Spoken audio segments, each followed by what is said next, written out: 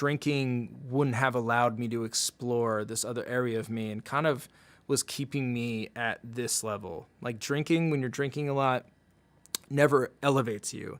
It never progresses you forward. All it does is just keep you here. Keeps you here. You know, you never have heard anybody ever say that I am really glad I started drinking again.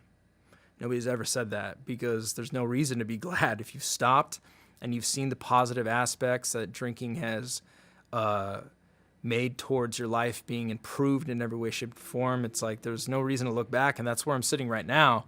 I'm really not even like, oh, I'm 100 days sober. I hope I can make it 100 more.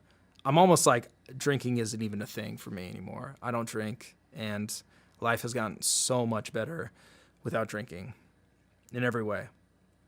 So I know a lot of people hit me up on Twitter about being sober. I know a lot of people always ask me questions about it.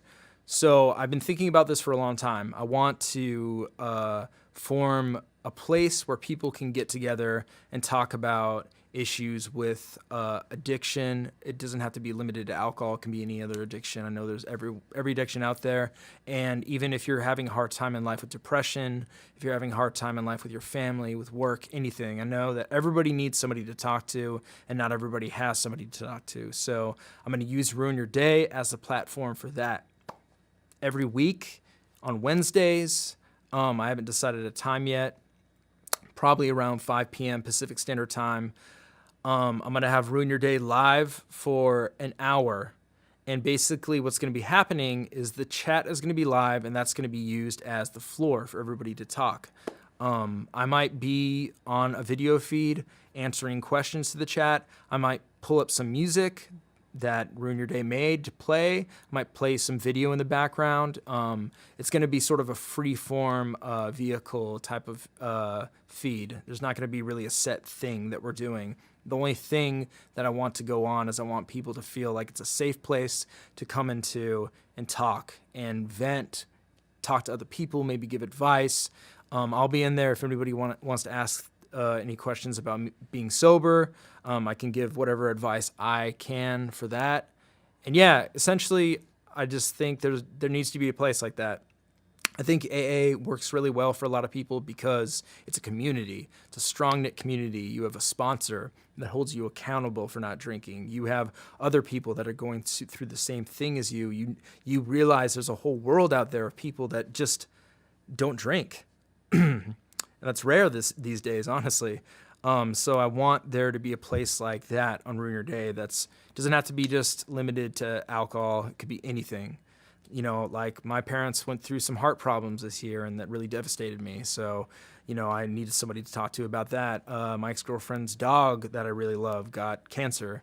My close friend just had cancer. So it's been tough for me as well this year, and I'm really thankful that I've had Ruin Your Day to talk to you guys about battle rap and forget about the troubles in my life, but I want to give back, and I want to create a platform where we can all come together and sort of be each other's shoulder to lean on every now and then. So just wanted to make this video to talk about me getting sober, my experience with it.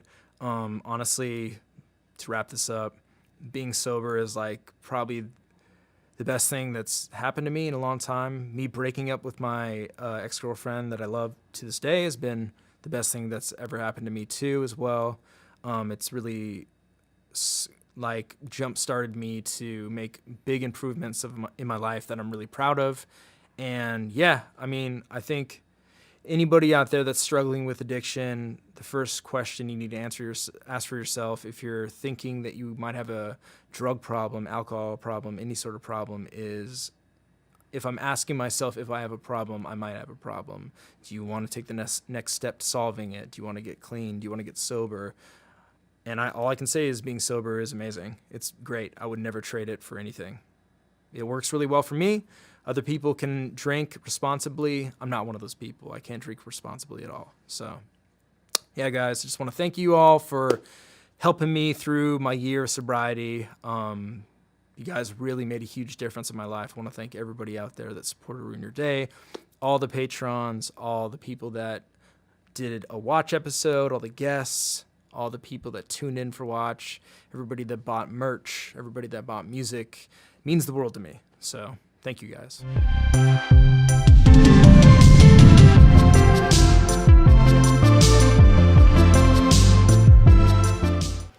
Hello, everybody. Welcome to Ruin an Hour, a safe place to talk about anything. We got a very, very special episode today. On a Tuesday, we got Sister Outspoken joining us again. Hey, everybody. Today, we're going to talk about another issue that I am slightly ignorant on, so I'm excited to be educated on this. We're going to talk about healing with aromatherapy. Yes. So do you want to expand on that? Well, first of all, how are you doing? I'm doing good, Avo. I'm doing good. I've been really utilizing my own practices and doing more practicing what I preach. Great. And feeling the benefits of that. That's amazing. And just coming into a whole new space, you know. Because sometimes we know so much, but life can get so crazy that we don't make time for ourselves. Yeah, for real. You know? And I spend a lot of time taking care of other people a lot of the time, you know, rather if it's my son, rather if it's friends, rather if people in my, like, in the community. Yeah. And it's like, my clients, and it's like, hold up. Yeah. Yeah. You know what? Hold up. Yeah. Let me. Yep. And do what I need to do. So that's what I've been doing, and I'm feeling the glow a little. Great. You know, the benefits of that. Yes. You want to talk about what we were just talking about? Yeah, so you guys, so this is what we're doing today, okay? So I'm going to explain to you what aromatherapy is, what essential oils are, and then how essential oils, inhaling them, affects your brain, affects your memory, and how you can kind of utilize that information to help you program yourself for more healing, in general, and then even more healing in memorable moments. You'll know what I mean in a second. Okay, for sure. All right, so have you utilized this for your healing journey? Yeah, definitely.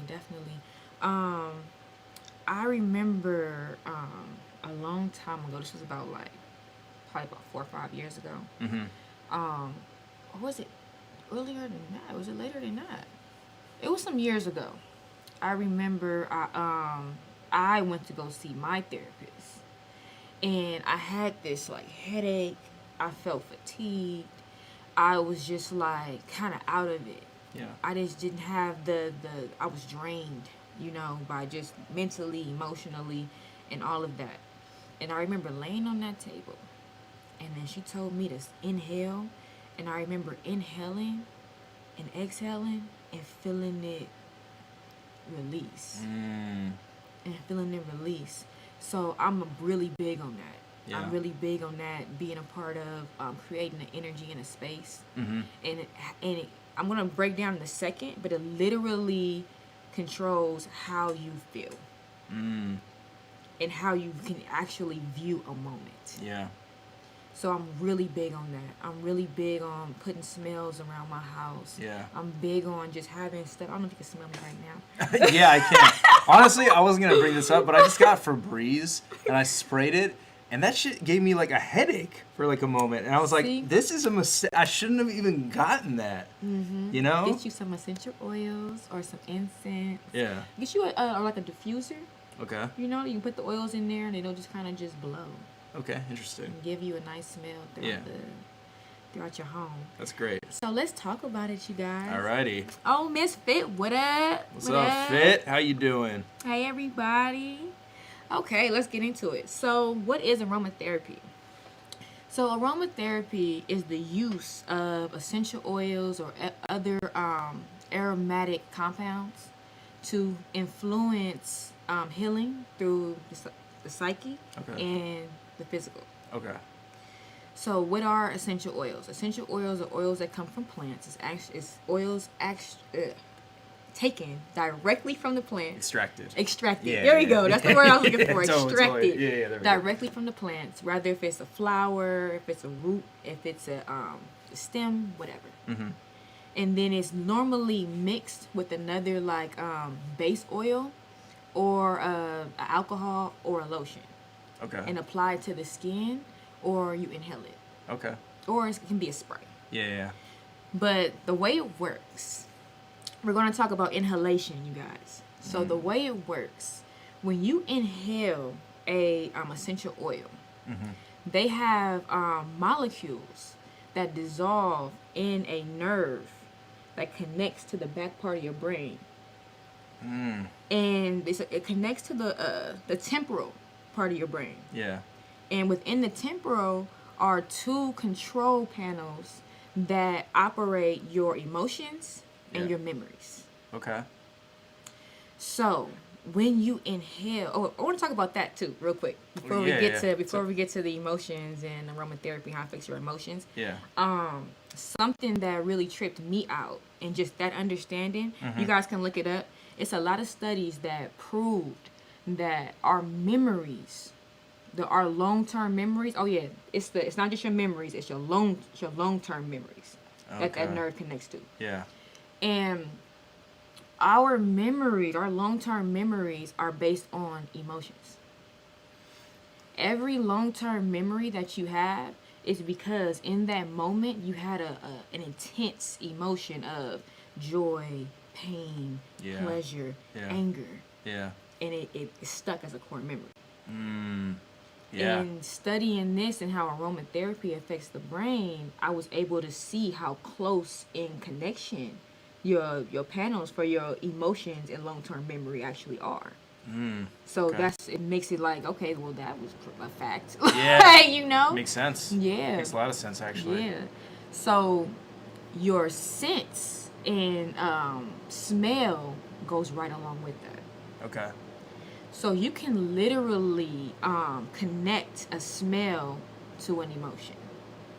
Yeah, I believe that. I've experienced that before, so. Yeah. So not only do the molecules in that aroma kind of push you towards a certain smell, but you can actually utilize that knowledge to program yourself. Okay. If you know that you're in for example, instead of just letting stuff happen, like say you're like in a certain space, or you're doing something and it smells. Yeah. And that is like doing something with your mood. Yeah. You can change that space so that what you're experiencing can be memorable. And then when you smell that smell, you'll get the feeling you had of that moment. For example, like say you're out by the water or something. Yeah. And you like that being out by the water made you feel calm. Yeah. So you can attach a smell to that moment. So when you smell that smell, you feel what you felt on the water. So you can literally play on the programming. Yeah. Rather than just letting it happen to you. Yeah, totally. You know? Yeah. Because it literally affects your emotions.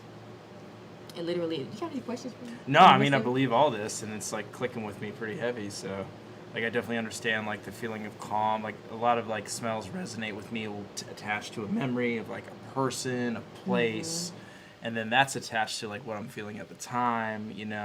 So I believe that heavily for sure. I've never thought about actually programming, like the smells in my everyday environment to cater towards my mood. So that's really interesting. So that's cool. That's really cool. I was watching it was a little like interview or like documentary type thing. Yeah. And they were talking about aromas and how it affects your brain, right? And just like I was telling you with the colors in the McDonald's and how they did. Yeah. It was the same thing. It was this church. They did a study on some churches, right? And what they found was if they clean the tables and clean the place with like citrus and like smells that smell really fresh before everybody came, they gave more money. They felt more like healed. They felt more like fresh and renewed when they came in. That makes sense. That makes a lot of sense. It literally did something to their senses when they walked into the space. Yeah. That's true. I mean, that makes a lot of sense actually. Like even like when you clean in general, you know, it's like it feels so therapeutic, and that smell of like a nice clean countertop or like a mopped floor or something always makes you feel like the day's anew. It's fresh. You know, I can like do all these things, accomplish all this stuff. So that's really true. Yeah. So you guys, if you would like to have a better day, if you would like to experience life a little bit better, start with cleaning your countertops. For sure. No, that's not true. But no. Cleanliness is close to godliness for a reason. Mm-hmm. But that's your peace. That's your peace. I was just talking to somebody about that the other day. My one of my financial advisors that I'm working with, he was talking about how the first step in success is organization. Yeah. Word. And just preparing your space. Mm-hmm. What you wake up in. Yeah. You know? Yeah. If you wake up and it's like clutter everywhere and smells and all that kind of stuff, your brain is already like, you didn't even give it a chance. Mm-hmm. You know? Yeah. So that first, you guys, I know some of you guys are artists, so sometimes artists, we can be just... you know? Yeah. And you have stuff everywhere doing all of that. Like, clear your space, get your smells right, and be in control of your programming and what you want for that day, what you want to manifest, how you want to feel, how you want people to feel when they come across you, the smells that you wear. You should think about that, you know, because it's not just about us. Yeah. So, what... like, because I've never been one to like really wear cologne or anything like that. How does that rope into this? So when you study like different like, see, it gets tricky. Yeah, I'm sure. It gets tricky Yeah. because I've actually looked into that stuff because Yeah. I looked into if I wanted to come out with my own fragrance. Okay.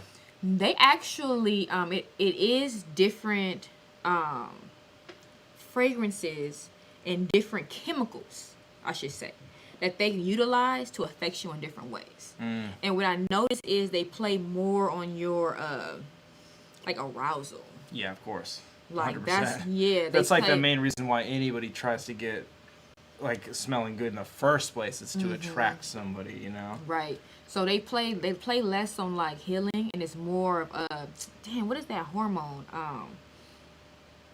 What is the hormone that comes out when you're aroused? What, pheromones or? Yeah, the actual pheromones. Yeah. Like some colognes and perfumes have actual like pheromones in it. Yeah. Word. And it's so crazy. I watched a lot of stuff like this. That's cool. I was watching a study on pheromones. Dope. And what they did was they put people in a room, right?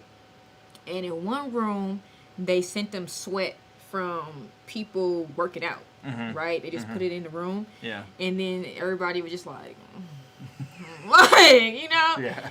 And then they put the smell of sweat from like sex, and everybody was like, weird. That's like crazy. they were like going through it. Yeah. So imagine that in a perfume or a cologne. Yeah, for sure. Totally. You know? Yeah. So yeah, it definitely is. But I'm really not I was, when I was younger, I was really big on body sprays and perfumes and stuff until I really got on. If I cannot pronounce or I don't know what a word is that's in a product that I'm putting on my body, I don't want it. Word. Just like I don't chemicals. want it. Just spraying chemicals all like over what you. is Eke-Niki-Lox? Yeah. Like For sure. what? Number 3. Number 3, yeah, that's supposed to be English. Like what? Yeah. Like no, 4- such and such. Yeah.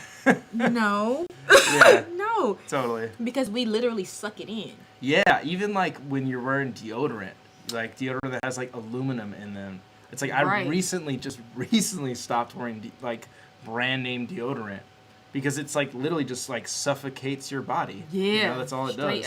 Straight up, you guys. You got to get the that homemade, that holistic stuff for real. Oh, and my friend, she's a holistic healer. Nice. She just put me up on something recently, and it actually works.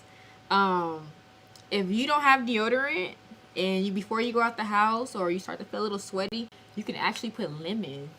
I was just thinking that. You can put lemon under your arms, and you will not get like musty, sweaty. Like, yeah. Interesting. Yeah, you will not get an odor. Yeah. Wow. So, what are like the steps you would say if I was interested and I'm like, okay, I want to like go into like getting some essential oils for like healing? Okay.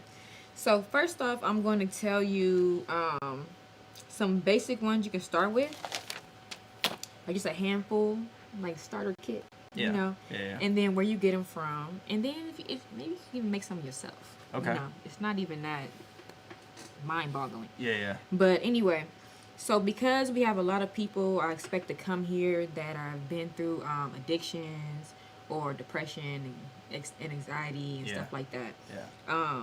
The ones that I have right here are catered to that. Great, wonderful. So lavender is very popular.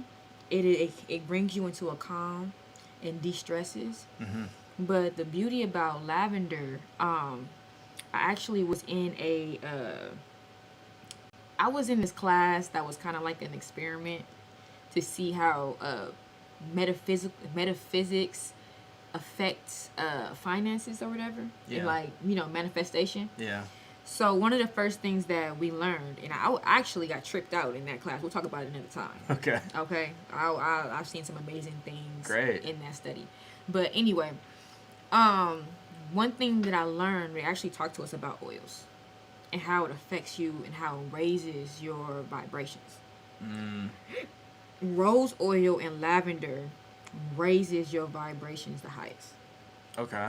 I think rose quartz brings you to like 300 and something hertz or something like that, or like no, it's like 700 or something like that. Yeah, because like once your body drops to like, I think it's under 30, you can grow cancer. You start to grow illness. Okay. Because cancer, illnesses, they can only operate at certain vibrations in the body. So that's the importance of not being depressed. Yeah. Not being down. Yeah. Not being stuck in a bad place. Yeah. Because the lower you allow your energy to go, the more likely you are to get sick. That's very true. Yeah. So lavender and rose, it's rose. I'm almost saying rose quartz, like we're talking about crystals. But rose oil is at the top. It brings you the highest. Then it's lavender, and then it's frankincense. Frankincense, okay. And those are all easy to find. I'll tell you about that in a second. But the second one that I'm gonna go to is frankincense. And what frankincense does is it balances the nervous system. Okay. So that's like an overall balance for you. Yeah. Cinnamon boosts energy. Cinnamon, like the spice? Yep. Just straight up cinnamon? Okay, right on. But they put it in essential oils.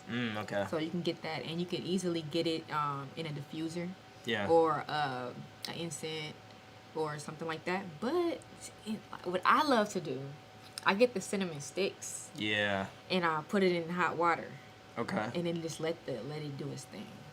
Like this, it just steams up and smells? Interesting. Okay. And it gives off its aroma and does its thing. Yeah. And the way it makes me feel is like, it makes my energy feel kind of like a little brighter.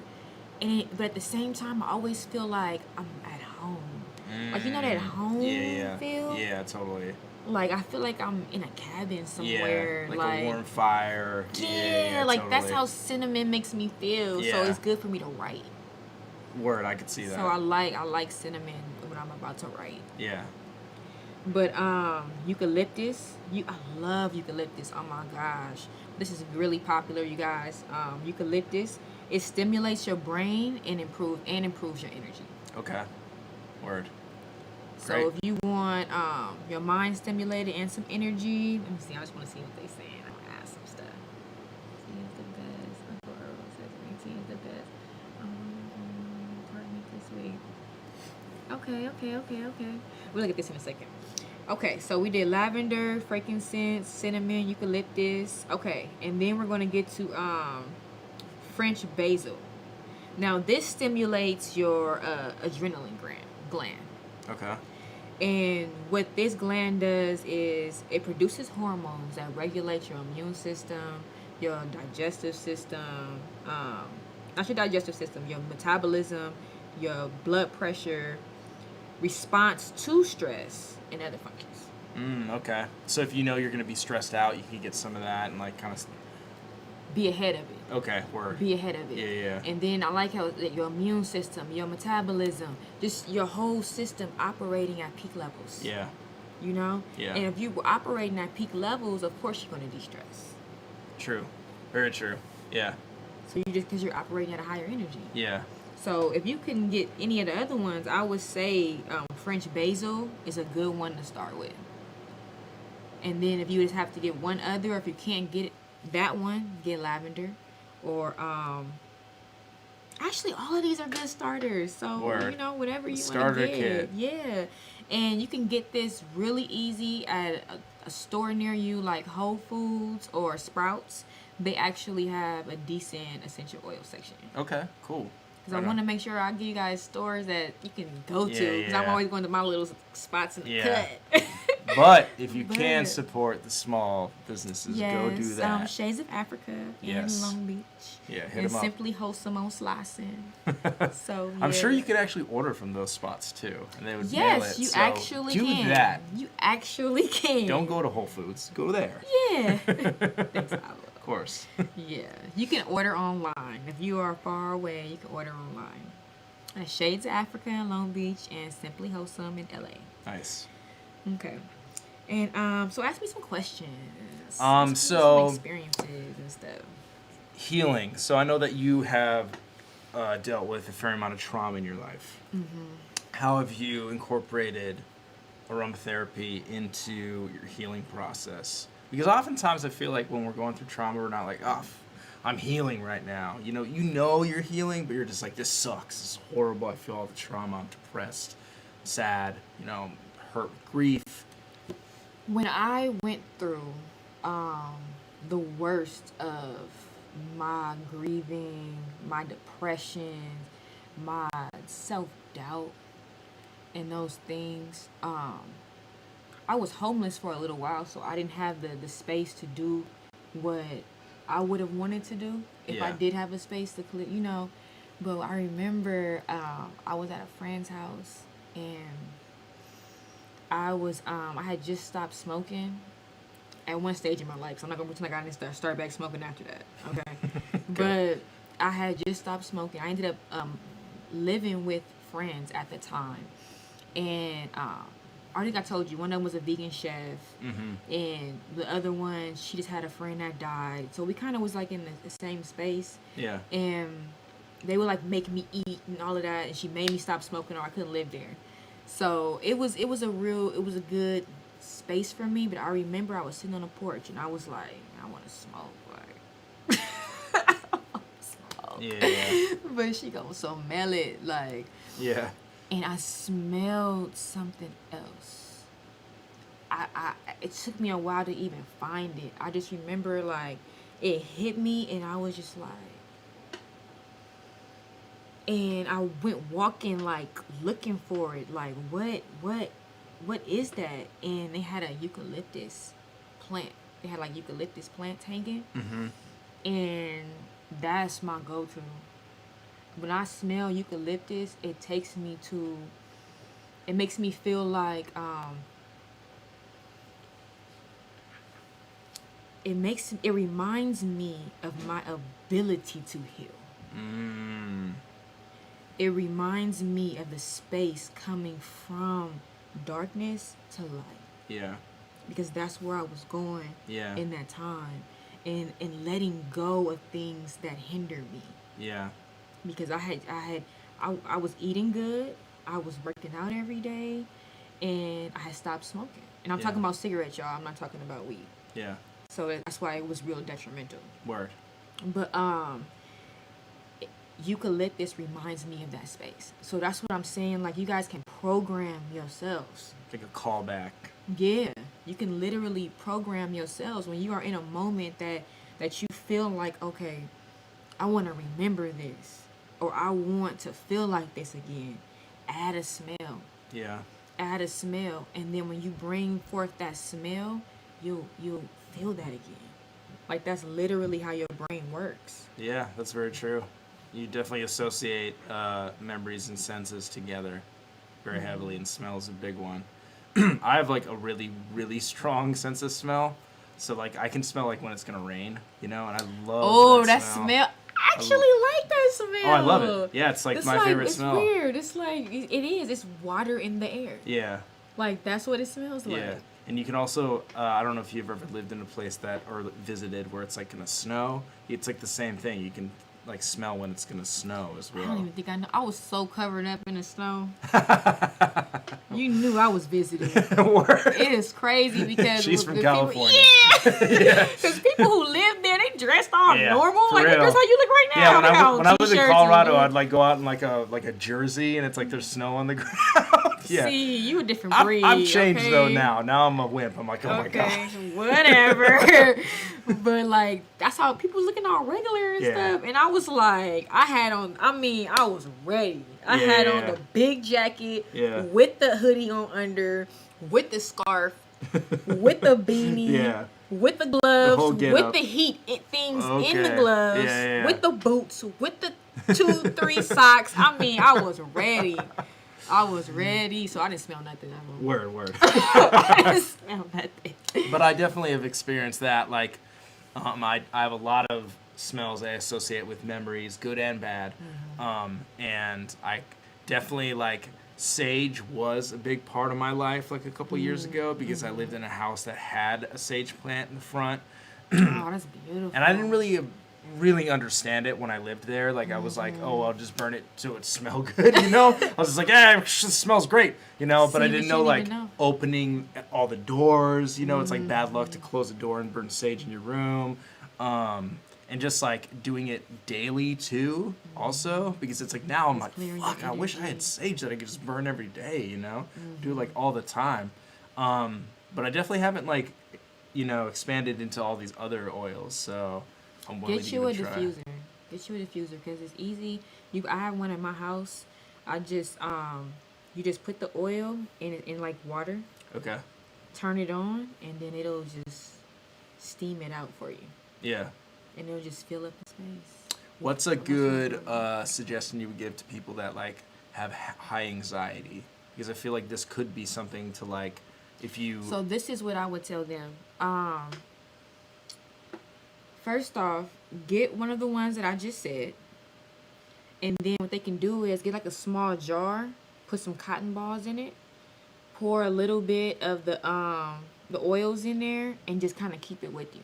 And you can just open it, and it'll keep the smell. Oh, okay. And you can just, like, smell it sometimes. Yeah. You can also, they actually have car diffusers that you can, like, plug in your USB, and it'll give you it'll, like, steam the oil. Oh, wow. Yeah. That's wild. So, like, Google that. You can get, like, car diffusers, because it's just about, like, having it on hand and just being able to do what you can do. Yeah. But if you can't even do all of that, just have the oils, on you. Put them behind your ear, Yeah. and allow your body to work, because it's a chemical thing. Yeah. Yeah. Do you do that pretty much every day? You put, like, oils on your body? I actually do. The first oils that touch my body in the morning is the frankincense. Okay. Because I actually put it on my third eye and my crown when I meditate. Cool. So that's the first thing that touches my body, and then it depends on my mood. Yeah. From there, how I want to set my tone. And like I said, I'm a healer, so sometimes I don't just think about me. I think about other people. I'm like, what energy do I want to give off to the world? Yeah. How do I want people to feel when they come into my presence? Yeah. So I might mix some stuff, and I do that. Yeah. I do that. So. Yeah. Yeah. It's something else that I want to share too, since we're talking about senses and memory and all those things. This is a little off track, but not really. That's fine.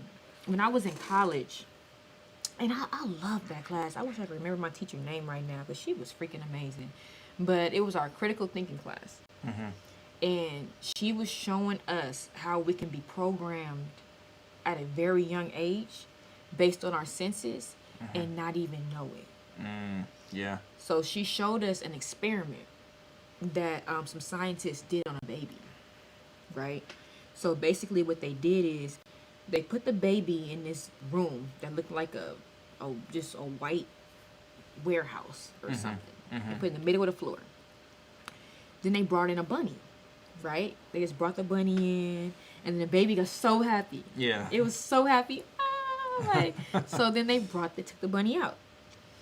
And then they started blinking the lights and hitting pans and just in colors and just attacking the senses. Yeah. Pretty much. Yeah. And then they brought the bunny in while they were attacking the baby's senses. And then took the bunny back out. Yeah. Then turned the lights back on and it came back in regular like they did the first time with the bunny. Yeah. The baby went crazy. Yeah, because he's associating it. He associated the bad experience with the baby. Yeah, with the bunny. Yeah, I mean with the bunny. Yeah. And that's how our minds work. Yeah. So we can really be getting programmed at any time or already have been without even realizing it. Like it's kids who are afraid of dogs. It's kids who are afraid of or not even kids, adults. Yeah. And they said they've just been like that their whole life. Yeah. Not knowing that it could have been as simple as they were a little kid and somebody's car could have went by. You know, they buckshot sometime like or something. Yeah. And they looked and it was a puppy right there. Yeah. And they just associated it and hate dogs ever since. Totally. You know? Yeah. And then even stuff that we like. You know, if we could have walked in and saw a movie or something. And the music behind it and that visual gave us a certain, you know what I mean? 100%. I mean, all of our adult issues are sat upon childhood experiences. So you're right. Like, a lot of times when people have, I have like this, you know, this fear that doesn't make any sense, you know. It's like, it's not, it does come from something, it might though, you know. It's like, so analyze you would that. They will never remember. Yeah, exactly. That's the problem. Yeah. Like, we could get programmed so young, you will never even realize that it's happening. For real, yeah. 100%. But as adults, we have to be more conscious. Yeah. Well, this is super off track too, but do you believe in hypnotherapy? Yeah. Have you done it? I have not done it. Yeah. I've seen it done. And I've had friends who have so I'll tell you a story. Where one of my friends they got their children hypnotized. Okay. Because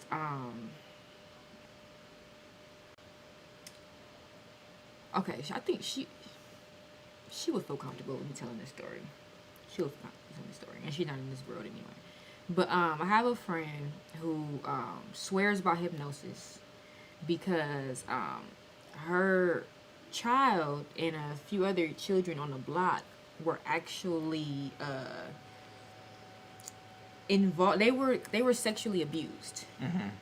They were all at the same person's house. Yeah. And something happened. Okay. So it was somebody else in the neighborhood who did hypnosis. So they did hypnosis on the children for them to forget it. Yeah. And they did. Yeah. That's so powerful. That's really powerful. So it works. Yeah, you know, I mean, it works. I'm not into it because I'm not into giving somebody that much power. For sure. That's really what the thing is for me. Yeah. Because just how we're talking about programming and you don't know it. Yeah. That is the supreme. You're literally giving somebody the key to you, like everything. Exactly. Like, here, and you're out of it, and that is complete trust. Yeah. That they're only gonna do what they said they're gonna do. For sure. Because they could plant anything in that moment. Yeah. And give you any trigger. Yeah. Because they give you a trigger anyway. You have a turn off and turn off switch. I mean, a turn on and turn off switch for whatever it is they're taking out or putting in. Yeah. And I'm just not. It's not. I definitely hear where you're coming from with that. If that's a lot of power to give somebody, for sure.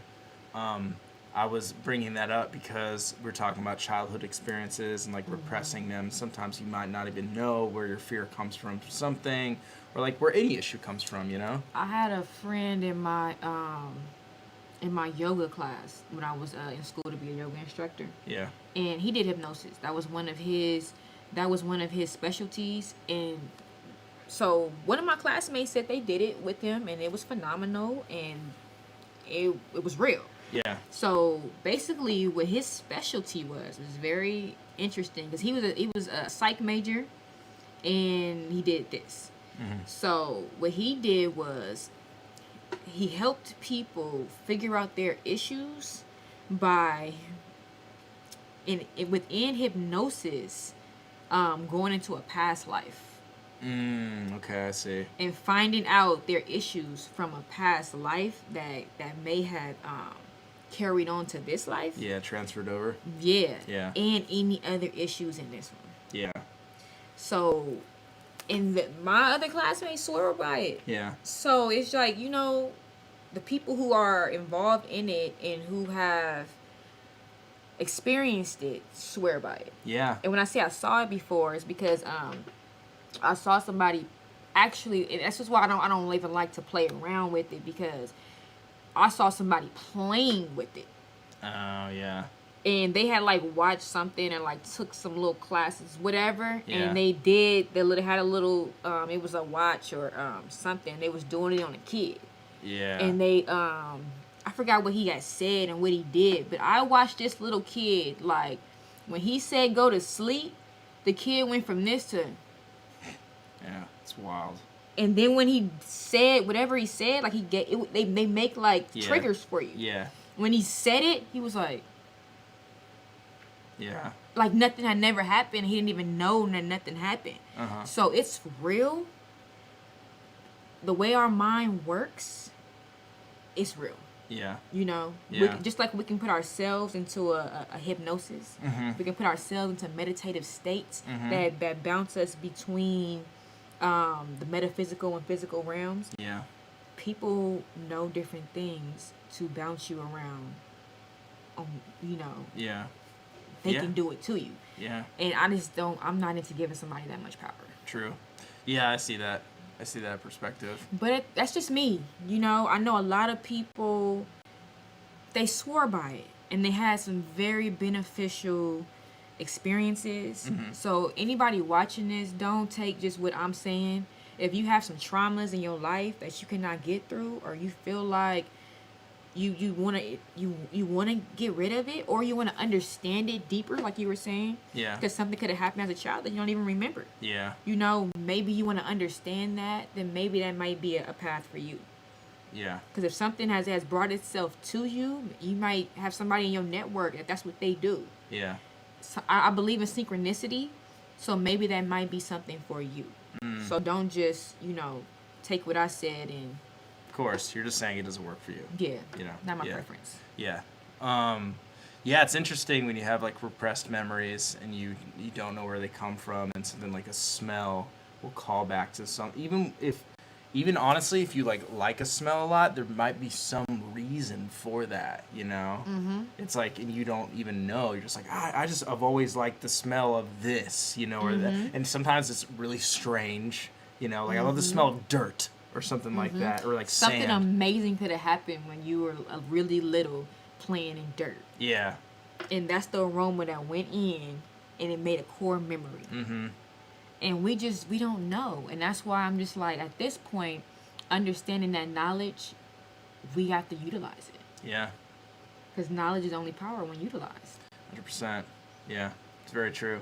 Yeah, I could see how incorporating aromatherapy into your everyday, like meditation, it's like just another powerful tool that I think oftentimes gets overlooked, for sure.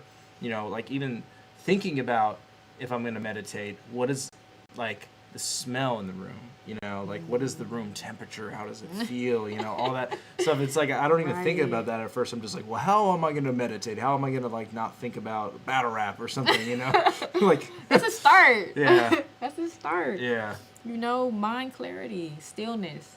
Yeah. It's a mastery that some people go their whole life never even experiencing. Yeah. Yeah. And some people spend their entire life only wanting to master that. Like monks. Yeah. You know, like Yeah. they literally spend their entire lives mastering this, which is huge because we don't. Look what we just talked about right now. Yeah. That's only one aspect of a little part of our brain Yeah. I know. that operates so much as a part of our complete design and programming. Yeah.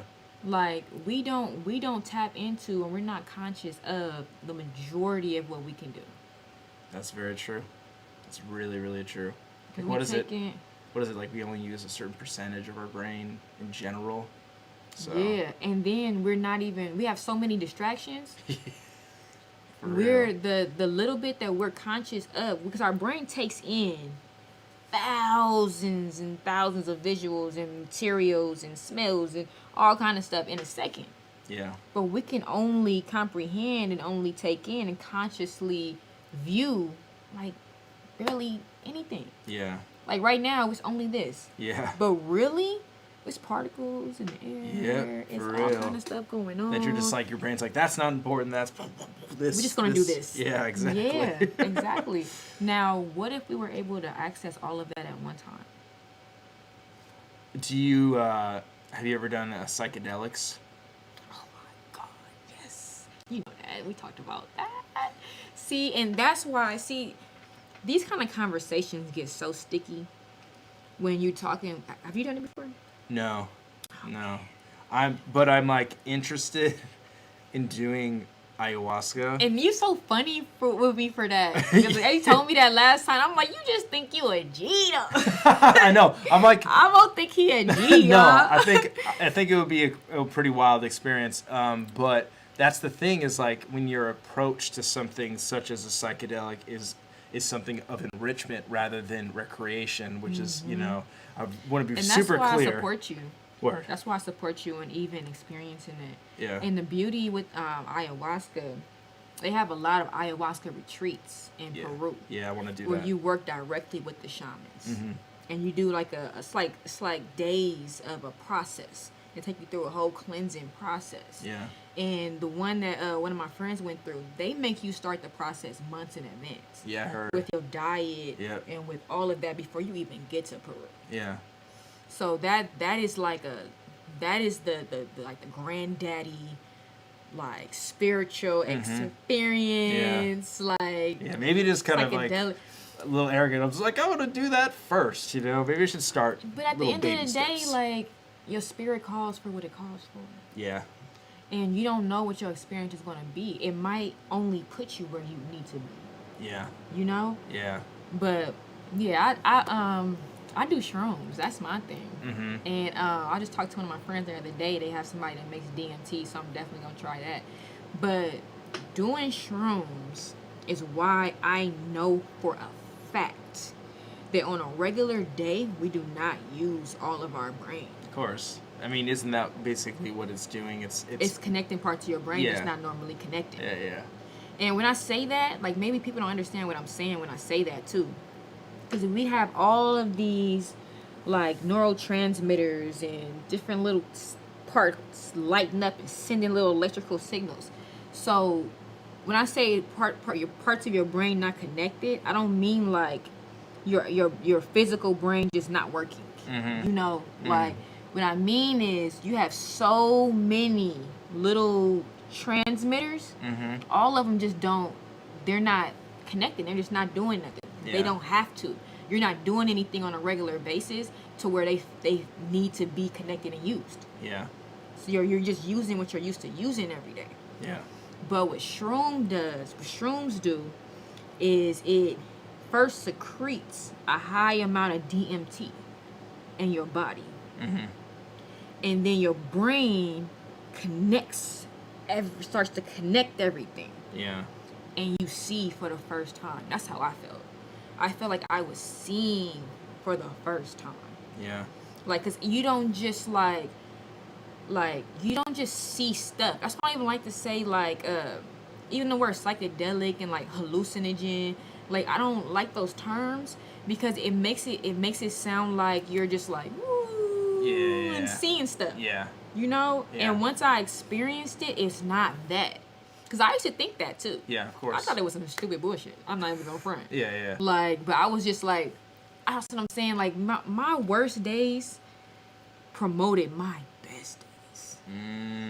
Because if I wasn't sitting on that couch, homeless, depressed, grieving, like a dark black hole. Yeah. When they brought the shrooms, I wouldn't have said fuck it. Yeah. I would have been like, no. Yeah. I hate them. Yeah. Get out of here. Totally. Smoke weed. You know what I mean? Yeah. But I was just like, fuck it. Mm-hmm.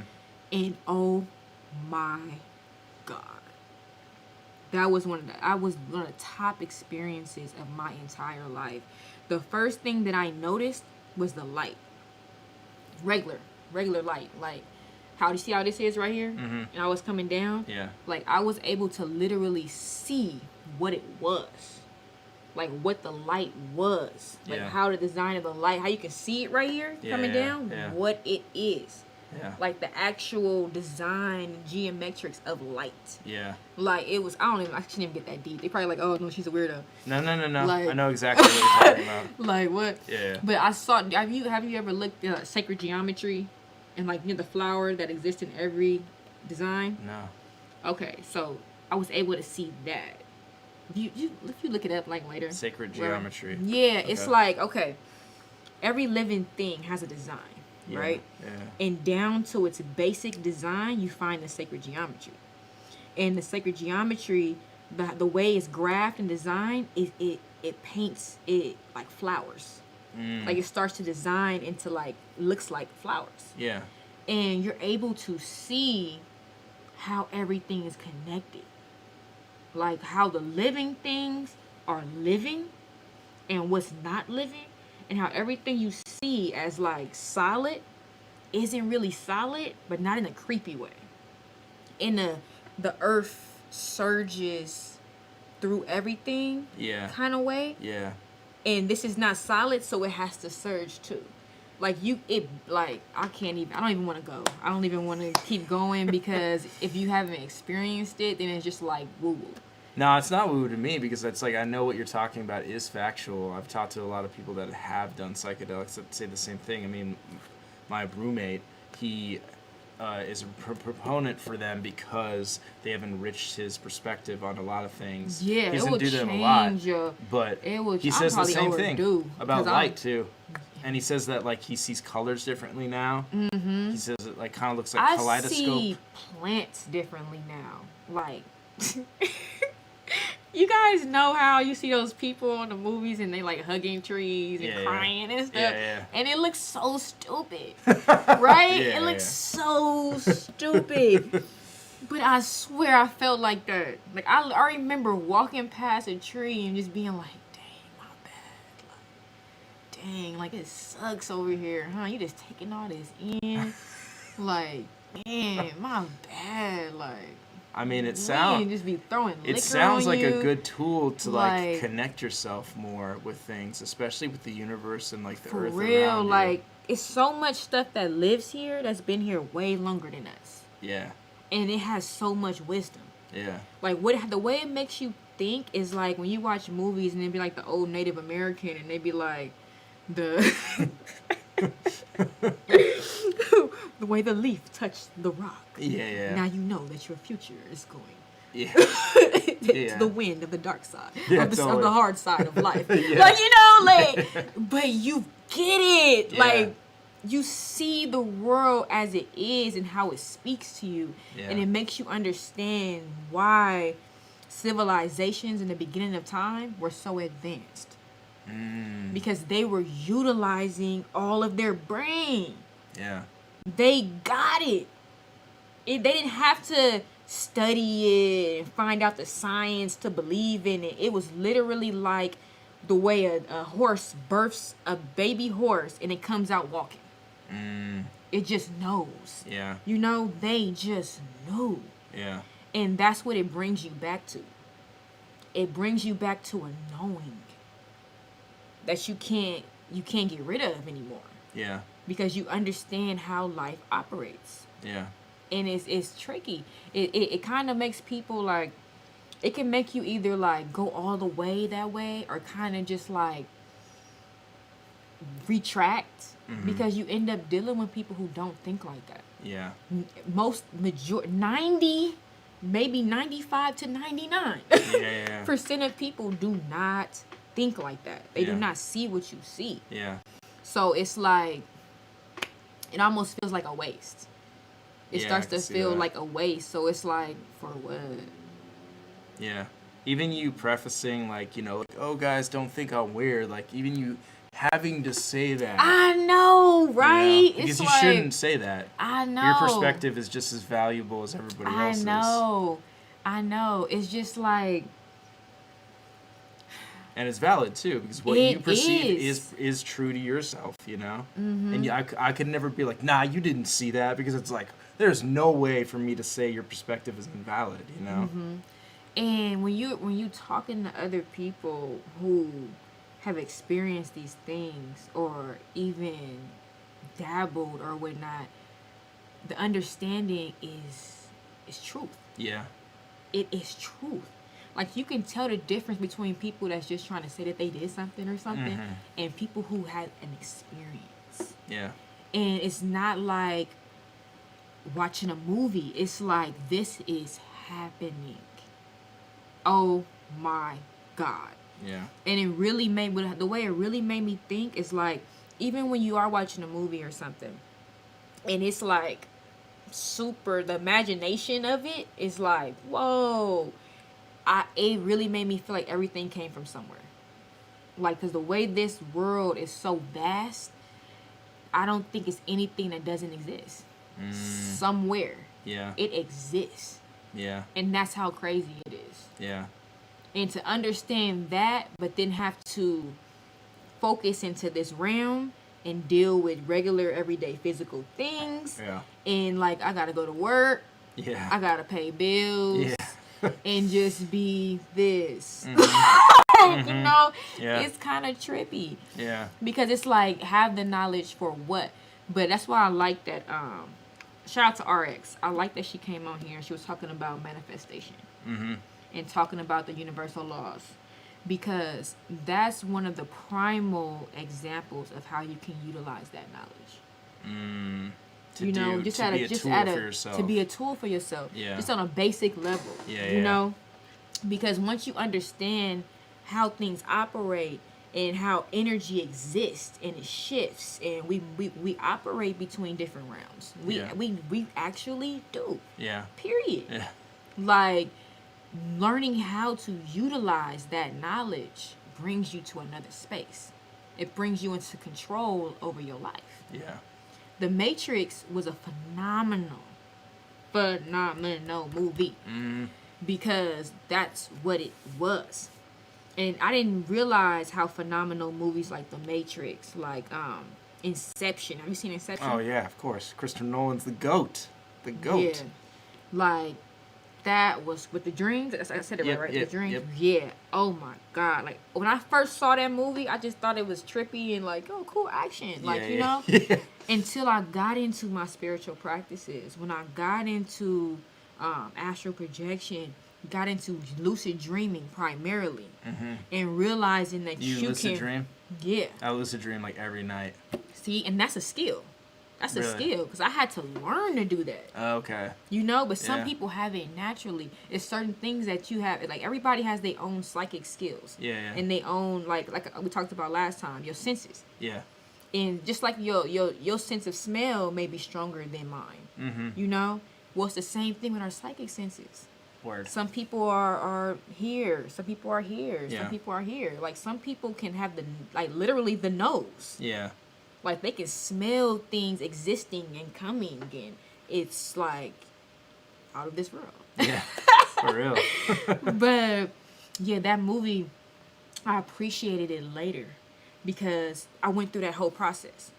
We talked about it in another one of these episodes where I was talking about how it can be a scary kind of shifty process when you first get into those practices. Yeah. And you have to be careful of where you at or where you are in your life when you start. Yeah. Because if you're in a really low place, trying to go that advanced, it can really be dangerous, not only because the energies you will attract, but you may like that world better than this one. I see. Because you're like, I'm depressed in the other world. Yeah. Yeah. That is Word. dangerous. Yeah, I can see that.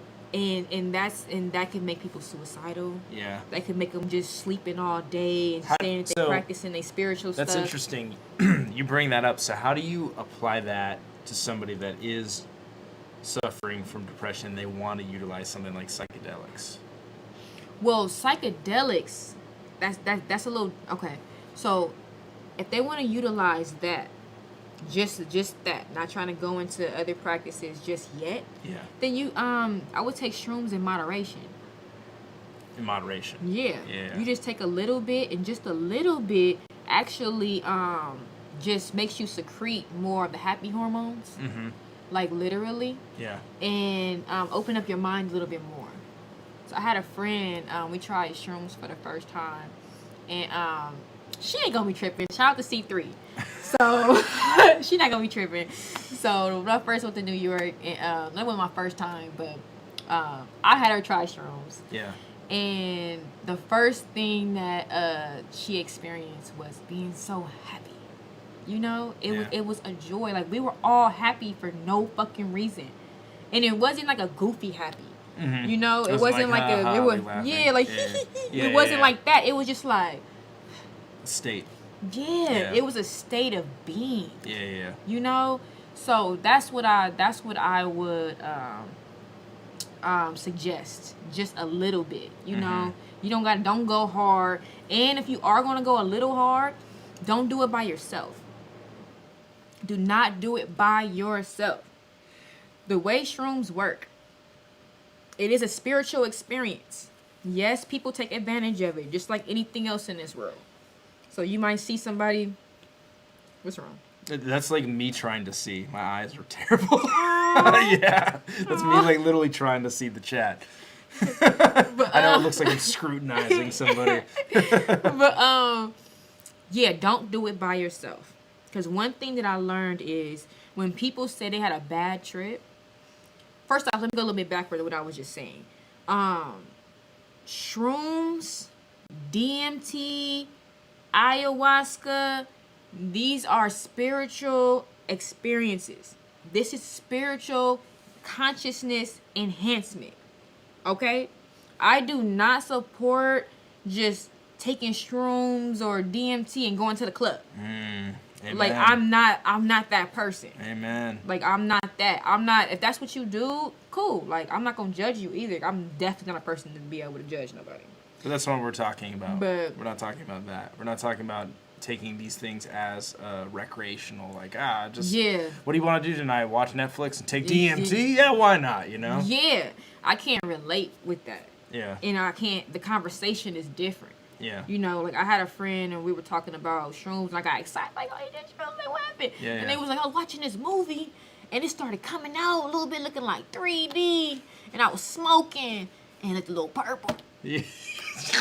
And I was like, you know what? Yeah. Great. Yeah. You know, happy you had a great experience. Yeah, for sure. But that wouldn't be my shroom buddy. Mm-hmm. You know? Like, I lay in the grass. You know, like, we take Connecting with nature is big, right? Nature. Yeah. I don't even want to be in the house, because one of my two most, like, vivid experiences, like, I was in the house and I was able to see how, like, because, like, I was at my parents' house, and they have so much technology in their house, right? Lights in the walls and big TVs and all this stuff. I was able to see the frequency that the technology gives out versus nature and how it conflicts. Yeah. And it not only conflicts with, like, nature, we're nature. Yeah. So it literally conflicts with our frequency. Yeah. And it was like, it tells its own story too. It's crazy. Yeah. Because, like, nature has its own story that it naturally tells through its frequency that connects with yours and your DNA. Yeah. Technology does too. And that's man's programming. Mm. And I was able to see that, and I swear for like days I did not want to be like around certain stuff and like in the house. I'm like, oh my God, I'm gonna live like this. Like, I can't Hey man, you're probably unsee. better living without a TV, honestly. Man, when I moved into my house, I don't have a TV like in my living room and all of that. Like I don't have a lot of technology. That's great. Because it's like I know. Yeah. And it's like you can't unknow. Yeah. I'm like, I have at least this room is my space of creation, meditation, of whatever. You or technology are not gonna be doing this to me. Giving me your shit. Yep. So yeah, it's definitely an experience. But again, all I was getting to is do it with people, at least your first time. Because what happens is when you're doing it with people, you guys are experiencing together looking outwards. So you're experiencing kind of what the earth and the universe has to show you, or what's really there, and you're just seeing it in that essence and then taking in messages on your own, you know? And kind of like gathering it but seeing the same thing. When you're by yourself, I don't know not one person who did it by themselves and then end up crying and not wanting to never do it again. Really? Wow. Like, including me. Yeah. Like, I've had an intense... First off, it lasts like 9 hours. Oh, so, it's long. It's the longest one. DMT is like a few minutes. Yeah. Ayahuasca is... I think it's a little bit longer than It's longer than DMT, but not as long as shrooms. So why is shrooms not the most intense then, if it's the longest? Or is it? Am I incorrect? Ayahuasca is the most intense. It's just like ayahuasca opens up everything a lot more. Shrooms make you secrete DMT. Yeah. DMT is putting DMT in your body. I see. Ayahuasca is different forms of DMT and other sacred, things they get from plants and put it together. You know? So it's more intense. Yeah. But because you're taking it straight in as a liquid, it happens faster. It happens faster, it's intense, you have your spiritual experience, and then you come back.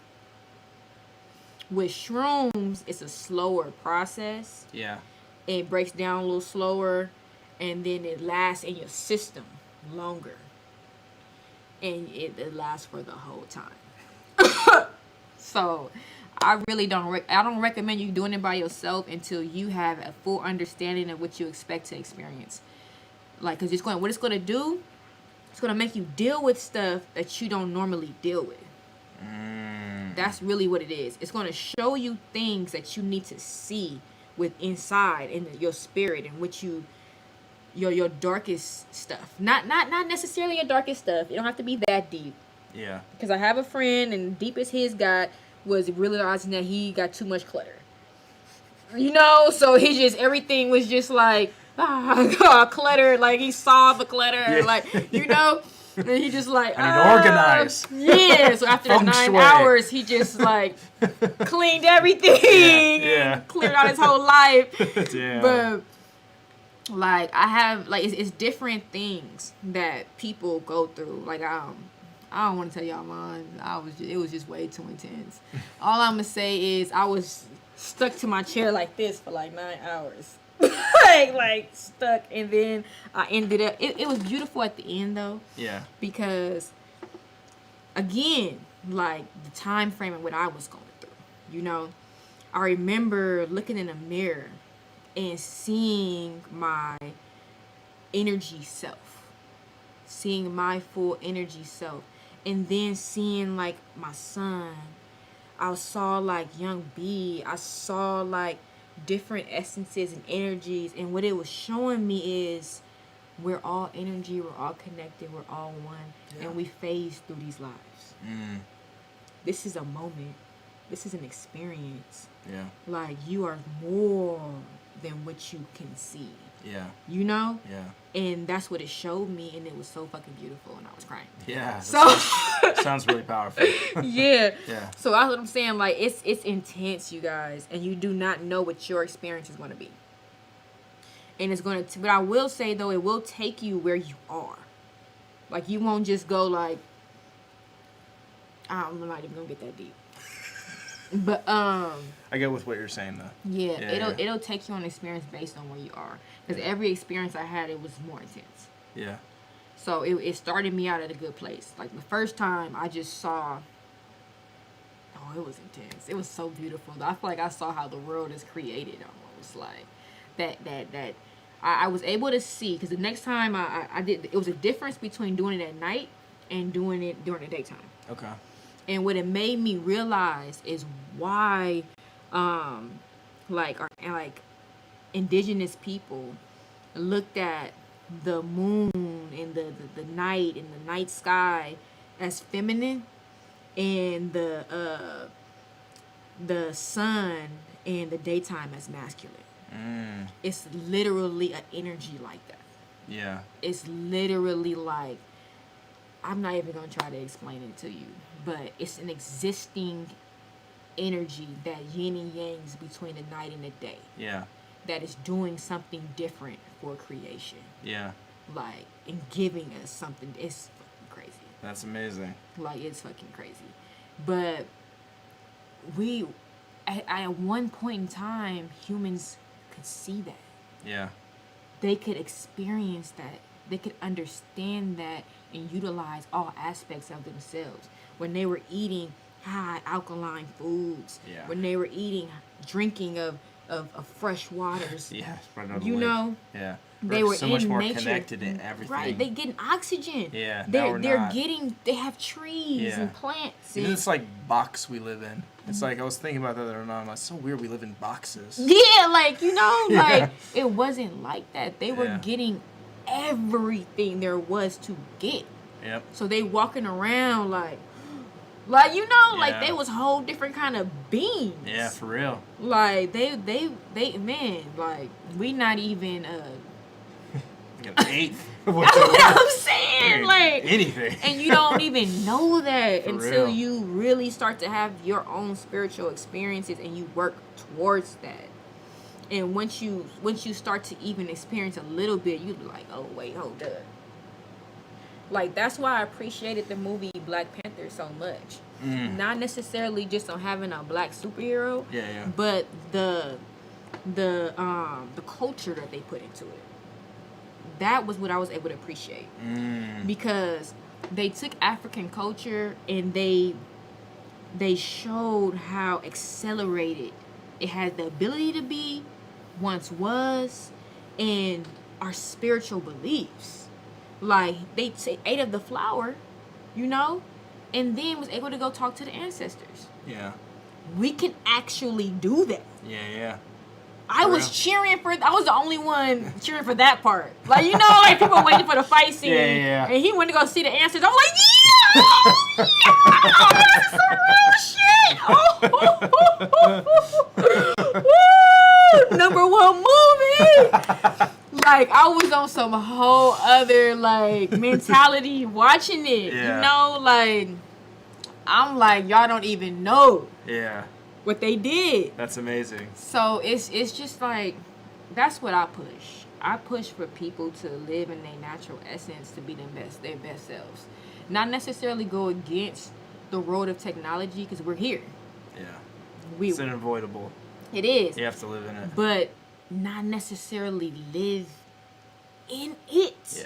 Not have it ingrained. Utilize it. Word, exactly. It's just a tool. Utilize it. Yeah. Don't live in it and let it control you. Like people are living in technology. Yeah. Like, that's their real world. Yeah. I mean, I'm Like- guilty of that for sure. Like, you're just on social media all day. It's like, that's not nothing. It's not, it ain't real. You know? Go take a walk. Like, Yeah, for real. But it can get like that, especially being in entertainment. Yeah. You God, know, yeah. like, it's so hard. Like, you could easily end up an hour go by and it's like, dang, like, this is my networking hour. Is that Yeah. what I can call this? Yeah. Like, How do I justify this?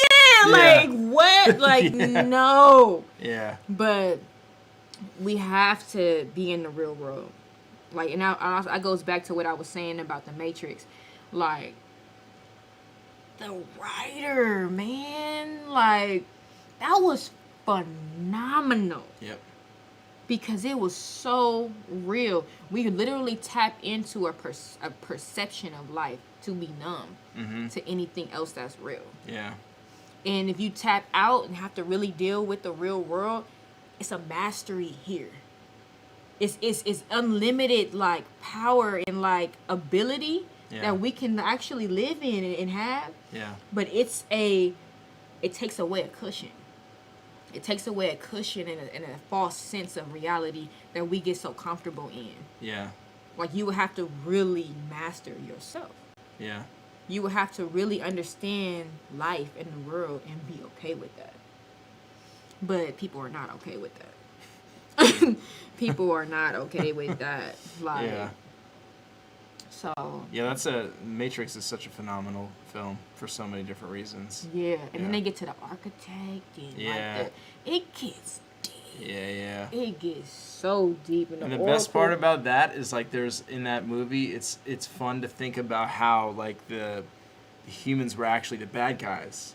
You know, the technology was actually replenishing the Earth, trying to get the Earth back to where it used to be, because humans just came and fucked everything up. And the technology is like, okay, let's insert the humans into this, like, false reality. At least give them that, you know? No, wait. I don't remember that. No, I'm not saying that's explained in the movie. I'm just saying that's, like, a perspective you could have when watching it. But I haven't seen it in hella long. The machines was not the good guys. Why not? What? They was fighting them. The machines was coming for Zion. But why? I'm not saying this to be argumentative. No, I just don't remember. I know. I'm trying to remember too. I really am too. Yeah. I remember, like, cause I remember the programming, and I remember the programming got faulty, and that's why the agent appeared. Right? He was like almost like a virus. Yeah. No. No, or was he trying to? I think the agent was programmed by them or something. I don't know. He definitely was because the We need to. I'm just gonna watch the movie tonight. Honestly, you saying that, I was like, I need to watch the fucking Matrix again. I need to watch it again. But yeah, it was definitely, that was a mind blower. You know what first blew my mind ever in life? I'm just having an open mind. At the end of the Men in Black 1.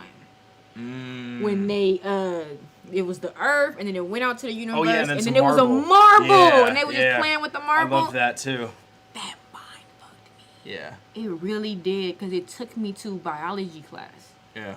And like how everything is alive. Yeah. You know, like our cells, they're fucking alive, living in their whole world. Like, this is a whole Earth right here. Like, my fingerprint is a whole Earth, or like a solar system. Yeah, for real. They living big, like, you know, every day. Yeah. They can't even fathom all this. Yeah. Like, and what? Even us too. We don't even know. We don't even know we don't even know the ocean. We're just like, there's some water over there, you know. Shit's in there. It's like we don't know what's there, you know. They have only discovered a fifth of the ocean. Yeah, for real. For real. Then even space is like, we don't even know why, like, what is expanding space. We don't even know, like, what's there. You know what I discovered in my first time doing shrooms? What? It was one of my first things I discovered too when I walked outside. What, the night sky? I'll give you 3 tries. I feel like you might guess. I don't know about this. Let's see if somebody can guess. What do you think, after what he just said about space and everything, what do you think was my first experience at doing shrooms and I first walked outside? Are they still in here? I don't see that they're moving. They are. It takes like 20 seconds to... It's like a 20-second delay. Oh, okay. This is so deep. What the fuck? Agent Smith was a rogue antivirus. Oh, so he was supposed to be antivirus and he was rogue. See, that's what makes him a virus. See? So Scotty says the geometric signs everywhere. Oh, that's what I saw inside the house before I even saw that outside. But yeah, I did see the geometric signs, like, of light and all of that. I did see that. But like, you had zero gravity. You kind of own the kind of on there. I realized when I walked outside that we are already in space. Yeah.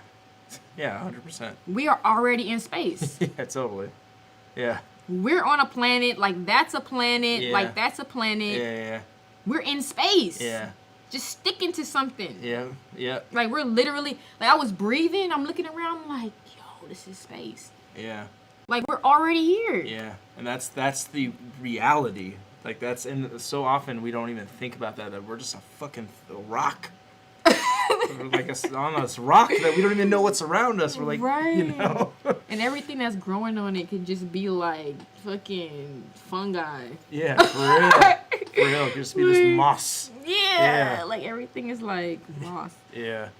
Well, guys, do you have anything to ask SO? Somebody said you needed shrooms for that. Don't do me like that. You know, we taught that space is out there. Yeah. And we taught that you have to go to space. Like, you have to get in a rocket to go to space. Like, come on. Don't do me like that. Don't do me like that. No, that perspective's good. That perspective's But really you guys, good. do you guys have any questions or any last little statements and stuff? I'm going to give them a 20-second delay.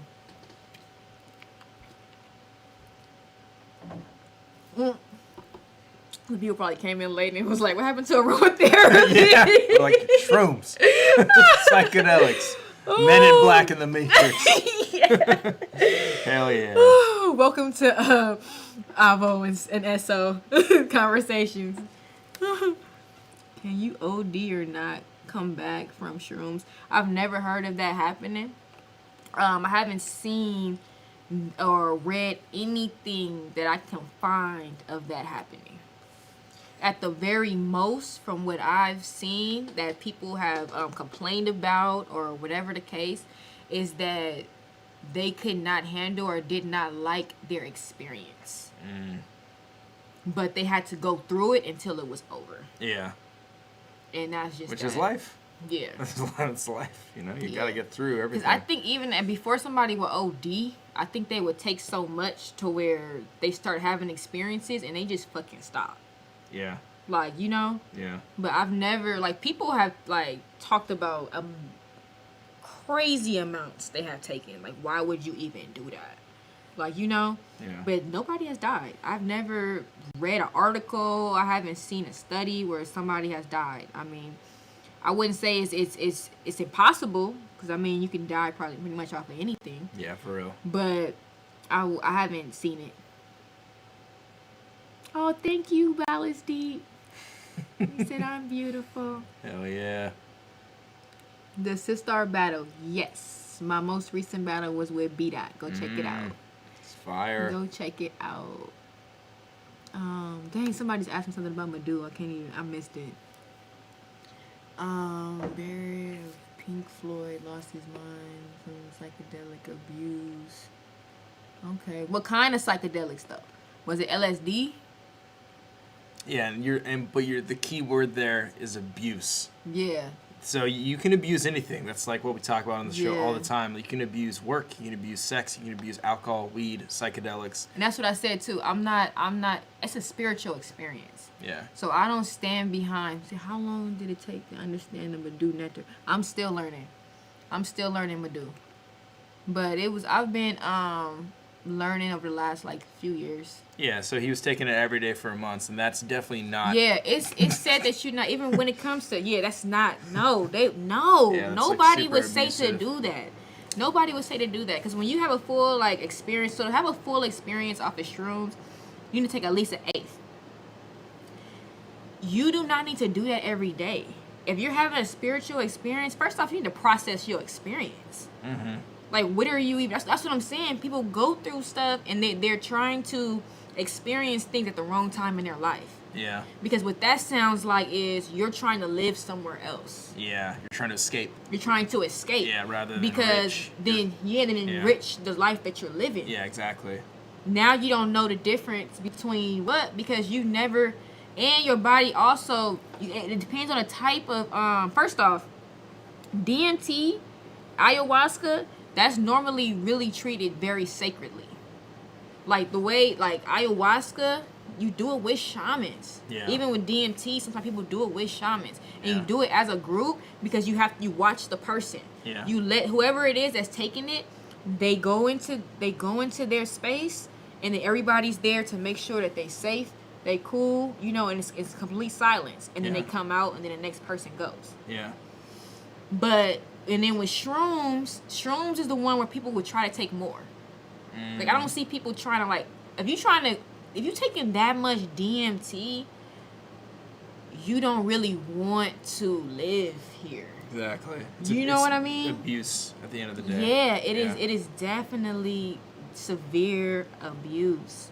So I mean, I haven't known of people to die, but I can see somebody losing touch with reality Yeah. if you are not in reality. Yep.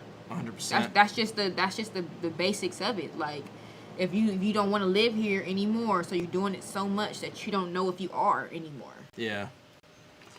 Yep. Well, we've discussed everything in the world today. And beyond. And beyond. This was a fire episode. Appreciate Sister Outspoken coming on once again. Thank you for letting me come. Of course, Having anytime. me. Anytime you want to come You on, know, it's always fun. come by. And thank you guys, man. Y'all the real MVPs. You came through, messed with us one time. You didn't talk about the book. Oh, okay. So I'm dropping a book, you guys. I don't know if some of you follow me on Twitter or Instagram, but I just dropped the cover to my book, and it will be released September 22nd, which is my birthday. And this first book is a series of pieces telling a story of a young black girl growing up in urban communities becoming a queen. Basically, everything that you can pretty much go through, the rawness of it, you know, and then developing and gaining this consciousness, gaining this knowledge, and going through the process. Yeah. And what these pieces are pieces that are featured in my novel, Odyssey of an Urban Suburban Journey. So the novel is definitely, it's a life story of growth, of development, and the intent behind it is to give people wisdom from my experiences. So maybe either number one, they don't have to go through certain stuff, Yeah. or number two, they can have a more broader perspective on what they go through. Okay. Because I'm a firm believer that we continue to go through things, but we don't learn the lessons. Yeah. Very, very true. So that's what it is. It's everyday stuff, and I'm dropping what I learned from those situations in the midst of it, and it's the poems in between summing things up. So I'm giving you some of those poems, and some of these are bonus poems, just over the years, but still telling different time frames of my life. So hopefully you guys can relate to some of it. It can touch you in some kind of aspect of your being, and, you know, be of some kind of betterment. Hell yeah. That's the point. That's incredible. Where can they go to cop it when it comes out? My website will be available soon. It'll also be available on Amazon, but I'm going to give y'all the website. So you spilled the beans, Alvo. Dang. I was going to do a grand thing with my website. You guys got the exclusive. But no, dropping soon. You'll have access to the website. You'll be able to pre-order the book within like 2 weeks from now. So it'll be accessible to pre-order, and then as soon as it drops, you'll get your copy. So you can follow me on Instagram or Twitter. My Twitter is it's still Sister Outspoken. It's SISTA Outspoken. They won't let me add the R. I don't know why. But yeah, Twitter is hating on my name change. But but on Instagram is SISTAR Outspoken, SISTAR Outspoken, spelled regular, _official. Wonderful. All right, guys. Thank you guys so much for tuning in. It was an amazing talk. I love this and enjoyed myself. Sister Outspoken, once again, everybody. Thanks for having me. Of course. Anytime. All right. See you guys later. All right, you guys. Good night.